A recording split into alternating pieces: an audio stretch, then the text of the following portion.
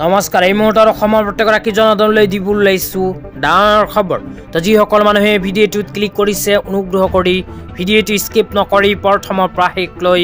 চাই থাকিব কিয়নো এইটো ভিডিঅ'ৰ মাজত কৃষকসকললৈ এখন গুৰুত্বপূৰ্ণ আপডেট প্ৰদান কৰিম তো যিসকল কৃষকৰ নাম PM কিষাণ আঁচনিত অন্তৰ্ভুক্ত হৈ আছে সেইসকল কৃষকে ভিডিঅ'টোত ক্লিক কৰিছে যদি অনুগ্ৰহ কৰি ভিডিঅ'টো স্কিপ নকৰি প্ৰথমৰ পৰা শেষলৈ চাই থাকিব কিয়নো এইটো ভিডিঅ'ৰ মাজত আপোনালোকক জনাই দিম যে আপোনালোকে নিজৰ হাতত থকা মোবাইল ফোনৰ সহায়ত কেনেকৈ চাব পাৰিব PM কিষাণ আঁচনিৰ নতুন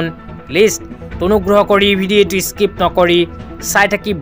লগতে ভিডিঅ'টো শ্বেয়াৰ কৰি আপোনালোকৰ বন্ধুবৰ্গক চোৱাৰ কাৰণে সুযোগ প্ৰদান কৰিব ইয়াৰ কাৰণে প্ৰথমে নিজৰ মোবাইলৰ ক্ৰোম ব্ৰাউজাৰটো ওপেন কৰিব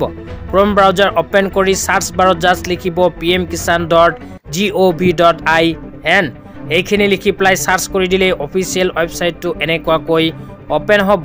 ওপেন হোৱাৰ পিছত স্ক্ৰল ডাউন কৰি অকমান তলত আহিব স্ক্ৰল ডাউন কৰি তলত আহিলে বহু কেইটা অপচন আপোনালোকে ৰাইট সাইডত চাব পাৰিব তো ইয়াৰ মাজৰ পৰা এটা অপচনত লিখা চাব পাৰিব বেনিফিচিয়াৰী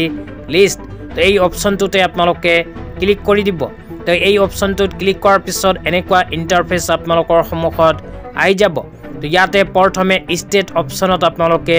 ক্লিক কৰিব ক্লিক কৰি 4 নম্বৰ পৰা আসাম ষ্টেটটো